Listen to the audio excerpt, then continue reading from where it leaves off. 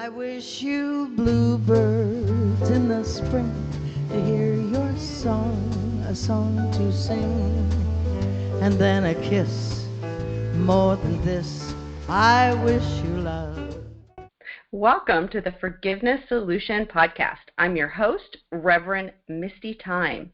So happy you could join us today. You can find me, Rev Misty, at revmisty.com. Also, don't forget to look for me on all the social media, Rev_Misty, right there on Twitter, and then also Rev Misty on Facebook, and of course, Instagram. I'm so excited that today we get to interview Halima Heyward. Halima has a personal journey that I know will inspire everyone and also inform us. Halima, can you say hello? Hello, everyone. How are you? Well, Halima is a reverend. She's a mother, but she's also diagnosed with sickle cell. And I know, a lot about sickle cell because I used to work in hematology, but there are so many people that have misconceptions and not really understand what sickle cell is. So Halima is going to share her personal story and also talk about forgiveness because we are the forgiveness solution. So we need to get into where does forgiveness play into a serious diagnosis. We're going to really talk about that today. Halima, can you start by telling us, first of all, your story? Well, my story is a rather long one, but I'll keep it short. I am a 43-year-old woman who was diagnosed with sickle cell disease when she was 2 years old. 2 years old? I didn't know that. 2 years old. Yes, I was 2, and the reason why they found out that I had sickle cell was that my sister, who was a year younger than me, got really sick and died. Oh, no, I didn't know that either. I'm so sorry. And they didn't know why she died. So when they found out that she died from sepsis, which is an infection in the blood, but it was due to being one of the complications of sickle cell disease, then they tested me, and they found out that I had sickle cell as well. Wow. Oh, your poor mother and parents. Oh, what a sad moment for them, losing a child and then finding out their other child is ill. Oh, such heartache. I'm so sorry. Okay, that's how you were diagnosed. And then what does a sickle cell diagnosis really mean to someone? Well, when I was young, which was in the 70s, it generally meant that you weren't going to live very long. There was always the thought that you wouldn't make it to 18 or you wouldn't make it to 21, which was a fair thought because most people with sickle cell didn't make it through childhood. Wow. Let's, for some of our listeners out there, they might not understand what sickle cell really is. Could you explain it? So sickle cell disease is a disease of the red blood cells. The hemoglobin in the red blood cell doesn't transport oxygen well. So instead of the cells being able to stay round and bounce through the arteries and vessels, it gets rigid and shaped like a sickle. So kind of like a C shape, right? Yes, like a C, like an X, like an S, all these different weird variations that the cell goes through. And they get all clumped up, stuck together because they're not round, so they don't bounce off each other. And also they have a tacky outer layer, which causes them to stick together even more. So those cells stick together and they cause blockages in the veins and capillaries, and those blockages cause the area to be deprived of oxygen, and that deprivation of oxygen leads to pain, and the kind of pain that's at the top of the pain scale. Wow. as well as to death of the tissue in the surrounding areas. Now, you were diagnosed so young. Do you remember the pain of the disease that early on? No, the first time I remember being sick is when I was 9 years old. And at the time, treatment's very different than now. So tell me about the treatment for sickle cell, because lots of people, first of all, they don't really understand what sickle cell is, and then they also don't know that it's a life-threatening disease or what treatment is out there. Well, the treatment is pretty simple. It's IV fluids and pain medication. Really? They don't have another treatment? That was the treatment then, and it still is now, unless you are eligible for a bone marrow transplant, which is very few patients because you have to meet certain health criteria in order to, participate in. And have a donor that matches you. Right, exactly. Right. Now, if someone is able to get a bone marrow transplant, does it cure them? It can. It has. It doesn't all of the time.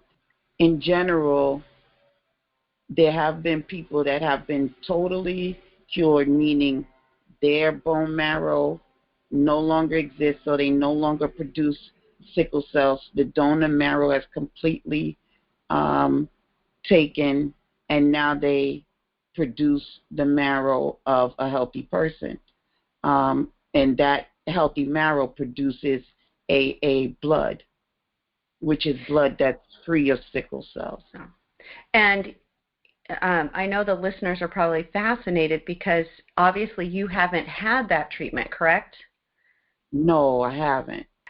Tell us, now we're going to get in the real good nitty-gritty of what it's like to live with a life-threatening chronic disease your whole life. Tell us about what that's like to go through. It's tough. If you sit back and think about it, it's tough, So the key is not to sit back and think about it too much.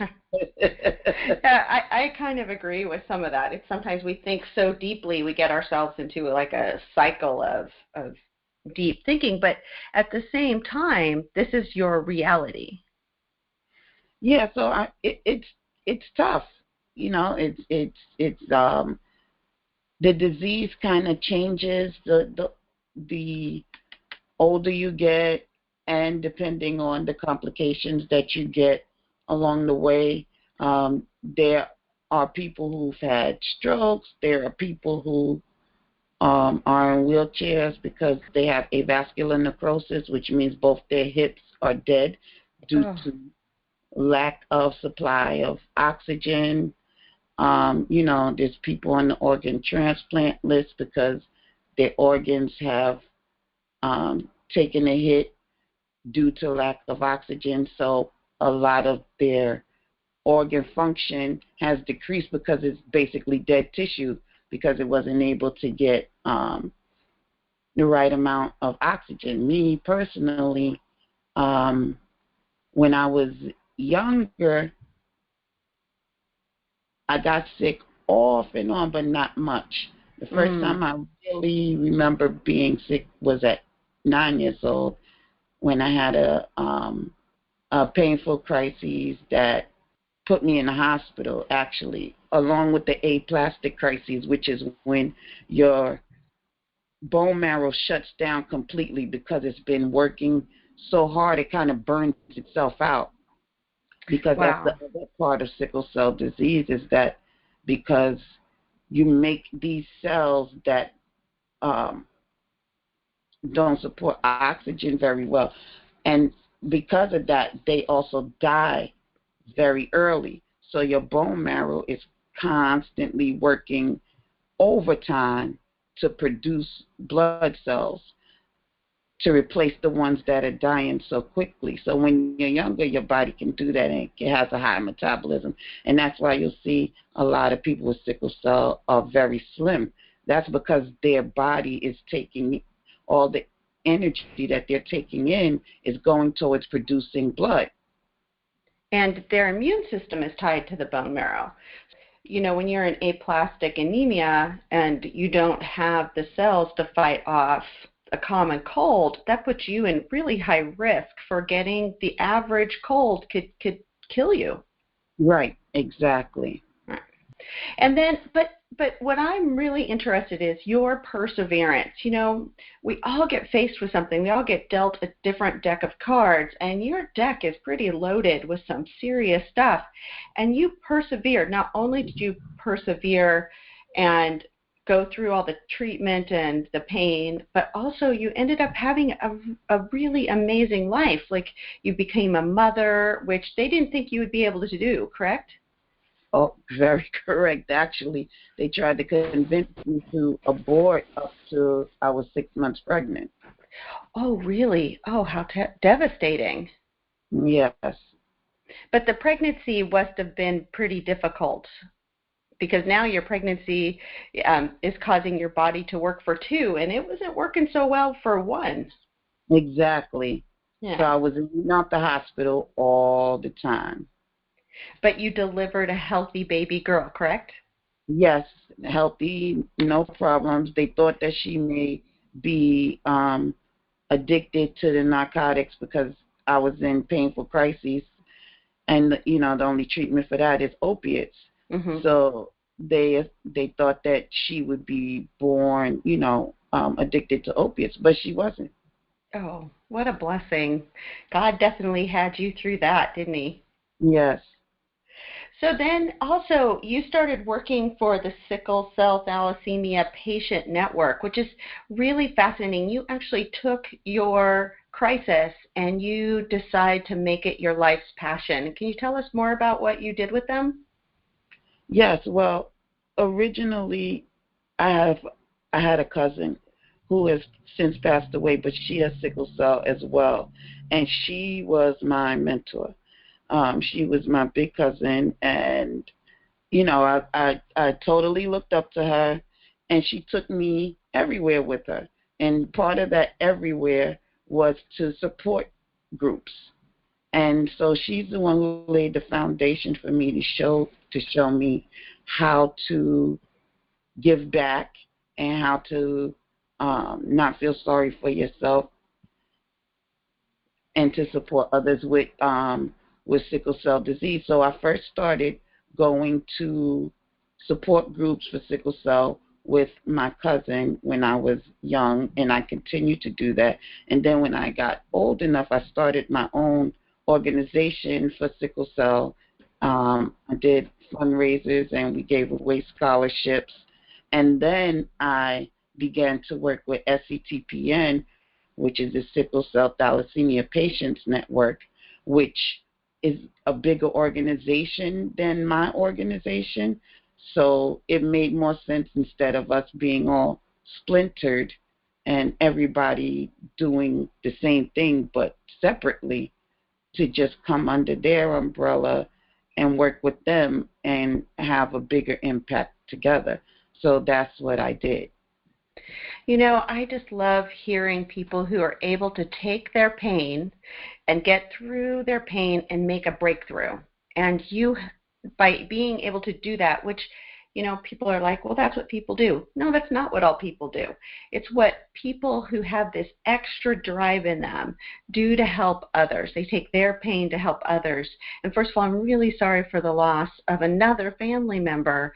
It really seems to be a family disease. And that's just heartbreaking for you and your family. I'm so sorry to hear about that. Thank you. But so you worked with the Sickle Cell Thalassemia Patient Network. What did you find was the biggest misconception about sickle cell? Well, I would say in the public, the biggest misconception is that it's possibly contagious. And the medical field, I would say it's that we're all drug seekers. Because there's definitely a component when you're talking about opiates, especially in our culture today, the opiate issue. But you're a legitimate patient with a chronic, life-threatening disease that causes deep pain, deep physical pain, which also has an emotional pain component. And it's interesting that the doctors would see it that way. Yeah, but they do, and they a lot of people with sickle cell get mistreated. That's one of the main complaints of people with sickle cell. And the medical field has been good to me for the most part, but I have also had those experiences, and there are some sadistic people in the medical field, just like there are everywhere else. Right. I've worked with physicians most of my career until I turned to be a reverend, and I can tell you physicians are people too, and they come just with their flawed misconceptions, and they get a little jaded after being in the trenches for so long, and they kind of forget sometimes that these are real life, everyday situations for people, and sometimes we have to give them a little grace because they come with their own drama, and you have to find the doctor that's able to rise above that. Absolutely. Generally, it's not your personal doctor. It's whoever you have to deal with in the emergency room or when you're admitted on the floor, Yeah, but that's true. I think all people with chronic illness go through that. Just like you said, doctors are humans too, so it takes all kinds. So we're, here on the Forgiveness Solution podcast, we love to talk about forgiveness, and lots of times for people, I've talked to people with the multiple sclerosis. I personally broke my back, and we talk about situational forgiveness. So when things happen to us that really feel like we didn't have any control over it. You didn't have any control over being born with sickle cell. And you have to, sometime in your life, in that process, decide, forgiveness of the fact that this has happened to you. And it's a place, and your journey is really unique. Not only did you choose to do outreach and help others, but you also chose to become a reverend. So can you tell me more about why you chose to become a reverend, also why forgiveness is important to you? I chose to become a reverend because I was seeking, and I felt called to do so. There was no, it wasn't like a big struggle or anything like that. It just was like, okay, I want to learn more about different religions, and I don't want to necessarily subscribe, or not, I don't necessarily subscribe to a particular religion, so let me check this place out.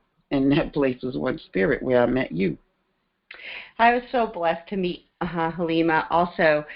And when I first met Halima, I was kind of in the background, and everybody just flocks to Halima, and I was noticing that. And also, Halima has the most beautiful smile you could ever imagine. Her whole face lights up, and it brings people to her. And I was fascinated looking from afar, before I got to really know Halima, at the power and the joy that comes from your soul. And I am inspired by you, and this is before I really knew what was going on with you. And the fact that you were suffering from such a severe, tough illness, and you were going through some tough times then. And I just want to tell you that I could see your light shine all the way across the classroom. Thank you.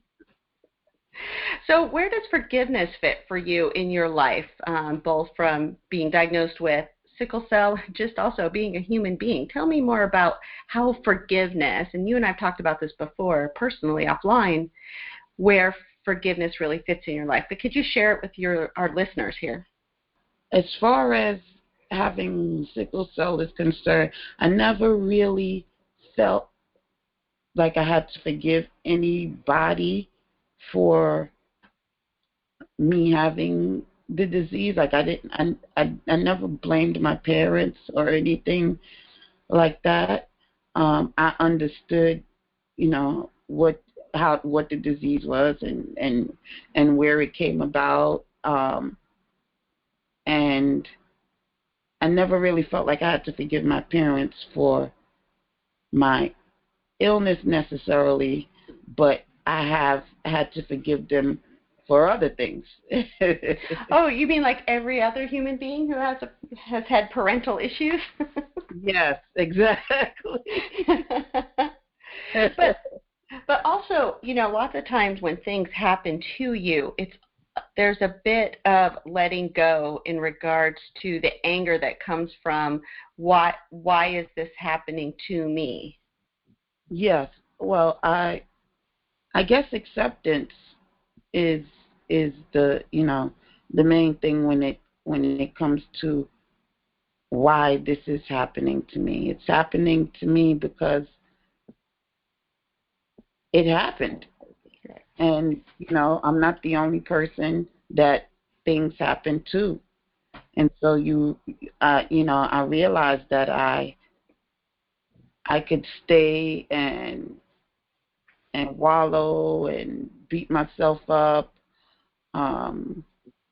or I could say, you know what, this is the situation, the hand that I was dealt.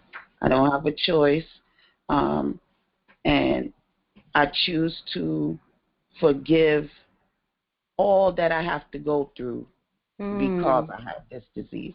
Not necessarily the disease itself, right, or the fact that right, I have a disease because I have two parents that carried the trait. Right. It's very hard to forgive a disease because it's hard to have compassion for sickle cell or cancer or something that happens to you.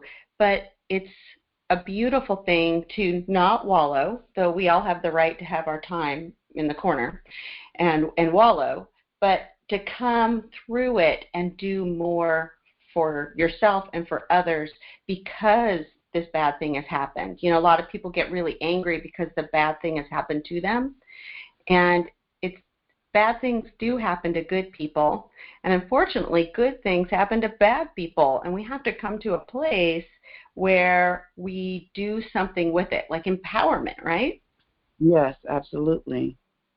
And forgiveness of letting go, lots of times letting go of the unfulfilled expectations of not having a body that isn't doing the average normal thing for you. And you really are a great example of taking those unfair cards that were dealt to you and expanding and helping others and becoming a reverend because of a calling and becoming a mother even though it was against all odds, and becoming such a warm, wonderful person to help so many. And I just really want to commend you for that, because in forgiveness, it's not just about saying what happened to you was okay, because what happened to you is a lot of unfairness, but you chose, and I think that what you said was perfect, you chose to think of it differently and to do something differently. And that's what forgiveness really is, isn't it?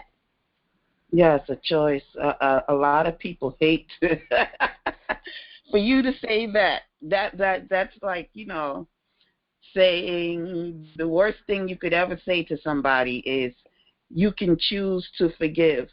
I have that problem when I'm counseling my friends or whomever, and I'm telling them that they, are being unforgiving in the first place, because a lot of people don't see that when they've been wronged, that they're being unforgiving, and that that forgiveness is a choice, and that is kind of a smack in the face to someone who's been through so much, or who feels so strongly about the wrong that has been done to them. I used to be one of those people, so I totally understand, because I would think in my head, don't come to me with that forgiveness crap. You don't know what that person did to me. You don't know how what that person did to me made me feel. But I got to the point where I realized that it's not about any of that. Well, I always talk about in my workshops, there's nothing worse than somebody tapping you on the shoulder and telling you, you really should let that go. Because it almost makes you want to come undone and say, you have no idea. Because we desperately, as human beings, we want to be right, whether it be in our health, we want to feel fine, we get kind of upset at our bodies for betraying us, we get upset at other people for being unkind and making decisions that cause us a lot of pain and destruction and anger, which is probably most of the time very appropriate. But at some point, you either choose to hold on to that, which is that mind-body connection, which can actually make you sicker. Yes. And or you can choose to, quote, let it go. When you let it go, it doesn't mean that they are right and you are wrong. You can be right and forgive. You could be wrong and forgive. You can be both right and wrong and still forgive. And when we're talking about severe medical issues such as yours, you can also choose to, yes, accept while you're fighting through your situation and letting go of the expectation that I'm supposed to be okay. The person next to me is running around in their life just fine, making stupid decisions, and their body's not falling apart. That's their walk, and this is your walk. And you are a beautiful example of a unique experience with a life-threatening disease, losing loved ones to the disease, facing that head on, and understanding that mind-body connection of that positive attitude. You are the embodiment of that positive attitude, Halima. And I know our listeners can't even comprehend all that you have gone through. And I've seen just a sliver of it, and I am in awe of your strength, of your mental strength, not just your physical strength, but your mental and heart strength. And that's a lot of place where situation forgiveness comes in. Yes, absolutely. I agree. And the funny thing is, most of the unforgiveness or most of the things that I've had to work through in my life actually have nothing to do with sickle cell. Oh, you mean you're like normal, like the rest of the human population who has people who've hurt us and parents and siblings and family and bad things happen that had nothing to do with your sickle cell? Yeah, so it's just like on top of that. People ask me, okay, how are you? I don't know how you do what you do. And my answer is always, well, I don't feel like I have a choice. I'm going through what I'm going through, so I have to keep going. Although I know I do have a choice, I could give up and, kick up my heels and quit any day. But I don't feel like I have a choice. I feel like this is my life. This is the hand that was dealt me, and my attitude has always been, okay, so this is going wrong. What can we do now? That's always been my way of looking at it. Not to say that I don't have my moments when I sit down and I just boo-hoo my little heart out. Of course. And that's also part of the process, right? Part of the process is feeling that pain, because sometimes people think that if I forgive, I'm not supposed to feel sad anymore. And that's not the case at all. You can still feel sad and forgive. You can still have, I wish this wasn't different. I wish this was different feelings and forgive. But you are working within a tough boundary, and you are choosing to help others, help yourself, be a light in the world. And your story is inspirational, and I am in awe of you. And it's okay to be in awe of someone. You need to take it. You need to say thank you. Thank you. It's hard for me to hear it, actually. Well, because it's your normal. But for some people, they do, quote, put their heels up and say, I'm done. And this is a beautiful testimony to forgiveness, to your love of God, to the love from your friends and family, and the love that you have inside yourself to keep going. Thank you. Well, so we talked about what sickle cell is. We've talked about the fact that you're a mom. We've talked about the fact that you decided to be a reverend. What are you doing right now that you want to share with the audience about, whether it be about sickle cell or something in your life that you're doing right now that's moving people and yourself forward? Well, as far as sickle cell is concerned, I just continue to do whatever I can, where I can. So if that's volunteering at a health fair, if that's helping another patient through something, if that's covering for someone or sending my daughter instead of myself, that's kind of what I do there. Yeah, and that's just beautiful. You're where you're needed, and I'm so excited that we have you to help. And for everybody else out there who might want more information on sickle cell, where would they look for that? sctpn.net. Okay, so Sickle Cell Thalassemia Patient Network.net, which is really SCTPN. And they can get all the information and maybe volunteer. Yes. If you're in New York, which is where we are, you can definitely volunteer. We do an annual walk. We also do an annual dinner dance. We give away a lot of scholarship funds, scholarships to high school and college students. And we also help people in the community because sickle cell is a debilitating chronic illness. Most people with the severe forms of sickle cell, because there are many forms, are not able to work. So housing is a challenge, food is a challenge, transportation is a challenge. Everything is a challenge because they're trying to live off of $600, $700 and something a month. So on top of having a life-threatening, painful disease, they're having to face, surviving, housing and food and paying for the basics. And yes. So if anybody out there would like to help, please go to sctpn.net and find out where you can help, where you can really help the people in your community that suffer from sickle cell, all the different types.